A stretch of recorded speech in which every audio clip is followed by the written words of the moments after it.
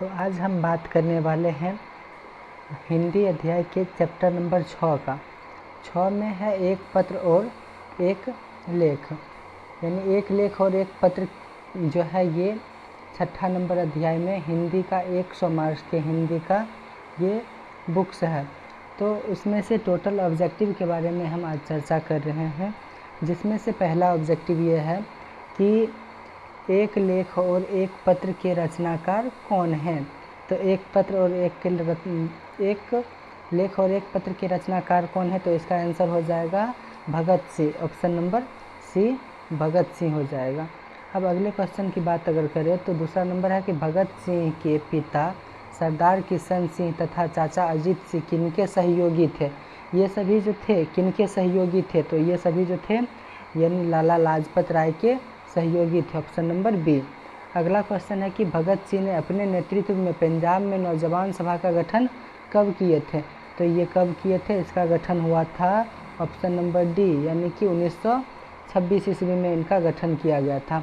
अगला क्वेश्चन है कि भगत सिंह ने चंद्रशेखर आज़ाद के साथ मिलकर किस संघ का गठन किया था। तो उस समय में चंद्रशेखर आज़ाद के साथ में मिल करके हिंदुस्तान समाजवादी प्रजातांत्रिक पार्टी का गठन किए थे। अब अगले क्वेश्चन की अगर हम बात करें तो भगत सिंह किस उम्र में क्रांतिकारी के गतिविधियों में शामिल हो गए थे, यानी कितने साल में भगत सिंह क्रांतिकारी के दल में शामिल हो गए थे। तो ऑप्शन नंबर बी 12 वर्ष की ही आयु में इन्होंने क्रांतिकारी दल में शामिल हो गए थे। अगला क्वेश्चन है कि भगत सिंह को कांग्रेस तथा महात्मा गांधी को मोहभंग कब हुआ था। तो महात्मा गांधी से मोहभंग हुआ था ऑप्शन नंबर जो है बी, यानी 1921 में महात्मा गांधी से मोहभंग हुआ था। अगला क्वेश्चन है कि 1914 ईस्वी में भगत सिंह किस पार्टी की ओर आकर्षित हुए थे। तो वो किस पार्टी की ओर आकर्षित हुए थे, तो ऑप्शन नंबर डी गदर पार्टी की ओर से ये आकर्षित हुए थे। अब है कि चौरी चौरा कांड जो हुआ था वो कब हुआ था। तो ये हुआ था दोस्तों, ये हुआ था 1922 ईस्वी में, यानी ऑप्शन नंबर सी। तो अब जो है अगला क्वेश्चन कि कौन सा निबंध भगत सिंह के द्वारा लिखा हुआ नहीं है।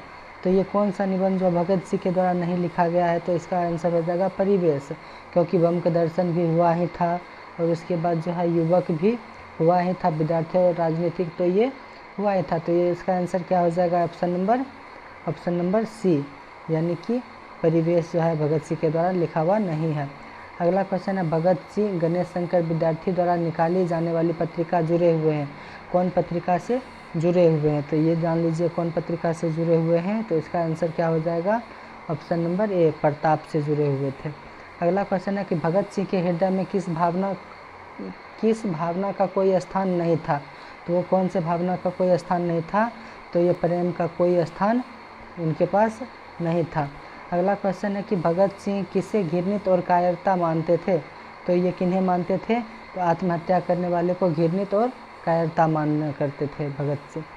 अब है कि सन 1926 ईस्वी में भगत सिंह ने किस दल का गठन किए थे। तो 1926 में भगत सिंह ने कौन से दल का गठन किए, तो नौजवान भारत सभा का गठन किए थे। आंसर ऑप्शन नंबर बी हो जाएगा इसका।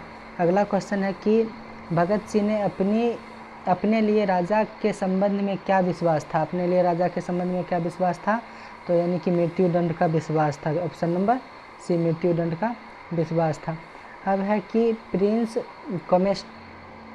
अगला क्वेश्चन है कि प्रिंस क्रोमैक्टिन कौन थे। ये जो थे प्रिंस क्रोमैक्टिन कौन थे, तो ये एक अर्थशास्त्र के विद्वान थे। अगला क्वेश्चन है कि भगत सिंह को फांसी दी गई थी। भगत सिंह को फांसी कब दी गई थी, तो 23 मार्च 1931 के दिन में शाम में 7 बजे में दिया गया था इनको। अब है एक लेख और एक पत्र के रचनाकार कौन है। तो एक पत्र और एक लेख के रचनाकार हैं वो भगत सिंह हैं। अब अगला क्वेश्चन है कि चौरी चौरा कांड कब हुआ था। तो ये बताए हुए ही हैं कि कब हुआ था, ये हुआ था 1922 ईस्वी में। अब अगला क्वेश्चन है कि प्रताप के संस्थापक कौन थे। प्रताप के संस्थापक कौन थे, तो गणेश शंकर विद्यार्थी थे। भगत सिंह का जन्म कब हुआ था, तो इनका जन्म कब हुआ था, तो इनका जन्म हुआ था ऑप्शन नंबर ए, यानी कि 28 सितंबर 1907 में। अब अगला क्वेश्चन है कि भगत सिंह के चाचा का नाम था। भगत सिंह के चाचा का नाम क्या था, इनके चाचा जी का नाम था सुप्रीत सिंह, और इनके अजीत सिंह, वो सॉरी क्या है, इनके पिताजी का नाम क्या था, अजीत सिंह। ये जो है ना भगत सिंह के चाचा का नाम क्या था, अजीत सिंह इनके चाचा जी थे। सुप्रीत सिंह और गुरप्रीत सिंह और रंजीत सिंह ये दूसरे कोई व्यक्ति थे, इनके चाचा अजीत सिंह थे।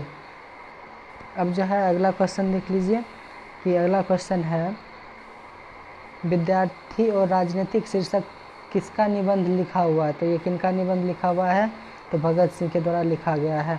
अब है कि मतवाला पत्रिका कहाँ से निकाली थी, ये पत्रिका जो कहाँ से निकाले गए थे, तो ये कलकत्ता से निकाला गया था।